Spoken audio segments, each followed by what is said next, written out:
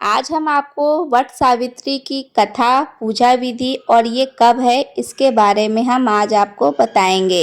वट सावित्री व्रत हर साल जेठ महीने की अमावस्या को रखा जाता है, जो इस साल 26 मई 2025 को है। इस व्रत में बरगद के पेड़ की पूजा की जाती है और सावित्री सत्यवान की कथा सुनी जाती है। यह व्रत सुहागिन महिलाओं द्वारा अपने पति के लंबी आयु, परिवार की सुख समृद्धि के लिए रखा जाता है। अब जान लेते हैं पूजा विधि। सुबह जल्दी उठकर स्नान करें और साफ कपड़े पहने बरगद के पेड़ के जड़ में जल चढ़ाएं और उसके चारों ओर कच्चा धागा या कलावा लपेटें। पेड़ की पूजा करें और रोली, चंदन, धूप, दीप और नैवेद्य चढ़ाएं। वट सावित्री की कथा सुनें या फिर पढ़ें। पेड़ की 7 बार परिक्रमा जरूर करें। व्रत रखने के बाद ब्राह्मणों को वस्त्र या फल आदि दान करें। अब हम शुरू करते हैं कथा।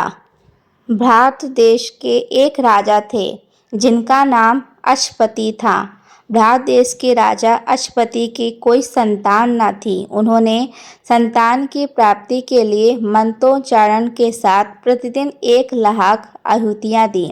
18 वर्षों तक यह कर्म जारी रहा। इसके बाद सावित्री देवी ने प्रकट होकर वर दिया, राजन, तुझे एक तेजस्वी कन्या पैदा होगी।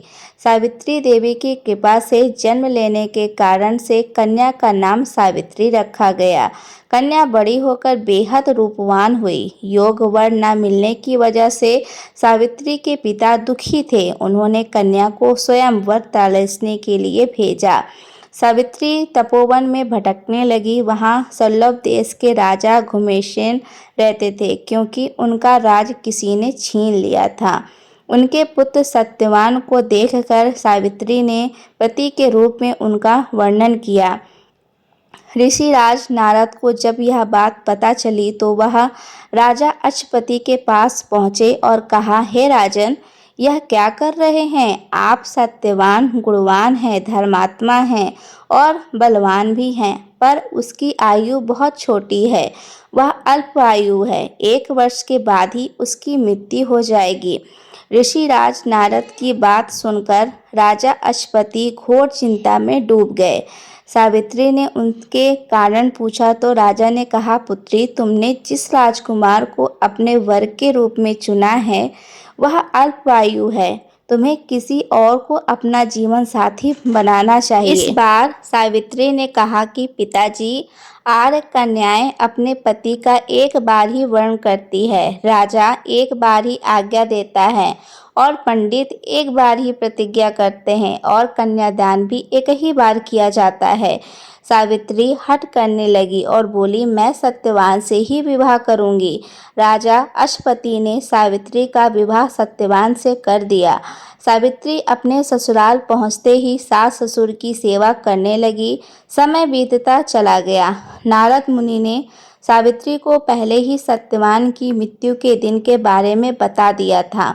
वह दिन जैसे जैसे करीब आने लगा, सावित्री अधीर होने लगी। उन्होंने 3 दिन पहले ही उपवास शुरू कर दिया। नारद मुनि द्वारा कथित निश्चित तिथि पर पितरों का पूजन किया। हर दिन की तरह सत्यवान उस दिन भी लकड़ी काटने जंगल चले गए। साथ में सावित्री भी गई। जंगल में पहुंचकर सत्यवान लड़की काटने के लिए एक पेड़ पर चढ़ गए। तभी उसके सिर में तेज दर्द होने लगा। दर्द से व्याकुल सत्यवान पेड़ से नीचे उतर गए। सावित्री अपना भविष्य समझ गई। सत्यवान के सिर को गोद पर रखकर सावित्री सत्यवान का सिर सहलाने लगी। तभी वहां यमराज आते दिखे।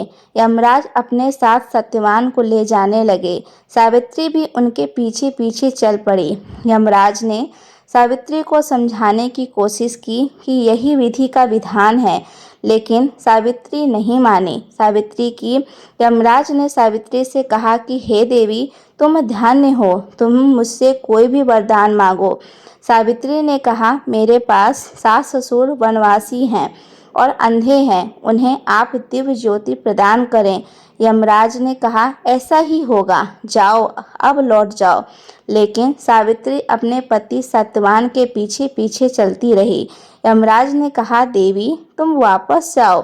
सावित्री ने कहा, भगवान, मुझे अपने पतिदेव के पीछे पीछे चलने में कोई परेशानी नहीं है।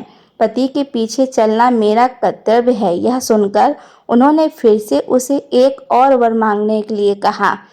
सावित्री बोली, हमारे ससुर का राज छीन गया है, उसे पुनः वापस दिला दें। यमराज ने सावित्री को वरदान भी दे दिया और कहा, अब तुम लौट जाओ। लेकिन सावित्री पीछे पीछे चलती रही।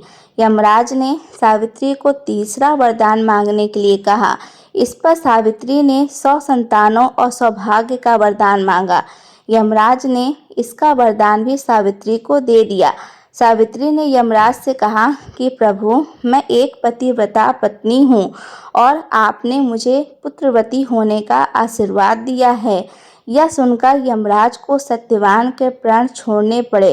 यमराज अंतर्ध्यान हो गए और सावित्री उसी वट वृक्ष के पास आ गई जहाँ उसके पति का मृत शरीर पड़ा था। सत्यवान जीवंत हो गया और दोनों खुशी खुशी अपने राज्य की ओर चल पड़े। दोनों जब घर पहुँचे तो देखा माता पिता को दिव्य ज्योति प्रदान हो गई थी। इस प्रकार सावित्री सत्यवान चिरकाल तक राज सुख भोगते रहे। अतः पतिव्रता सावित्री के अनुरूप ही प्रथम अपने सास ससुर का उचित पूजन करने के साथ ही अन्य विधाओं को प्रारंभ करें। वट सावित्री व्रत करने और इस कथा को सुनने से उपवासक के वैवाहिक जीवन या जीवन साथी आयु पर किसी प्रकार का कोई संकट आया भी हो तो वो टल जाता है। ये थी कथा। संपूर्ण जानकारी आपको पसंद आई होगी तो वीडियो को लाइक कर दीजिएगा। चैनल पर पहली बार विजिट किए होंगे तो चैनल को सब्सक्राइब ज़रूर कर दीजिएगा और कमेंट सेक्शन में जय सावित्री मैया ज़रूर लिखिएगा।